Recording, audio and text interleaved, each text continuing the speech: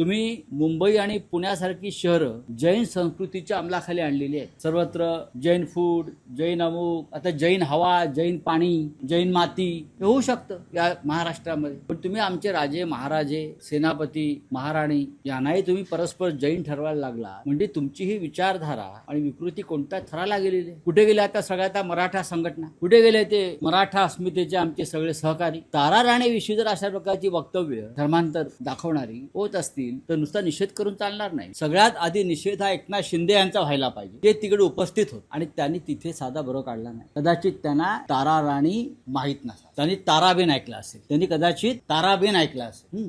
पण त्या तारा राणी आहेत महाराणी शिंदेजी, त्या महाराणी तारा राणी आहेत, लक्षात घ्या। हंबीरराव मोहित्यांची कन्या आहे ती, शूर हंबीरराव मोहिते। आणि शूरवीर आणि राष्ट्र संरक्षक हे फक्त महाराष्ट्राच्या मातीतच जन्माला आले आणि ती सगळे अस्सल मराठी माणसं आणि मराठी वीरांगना।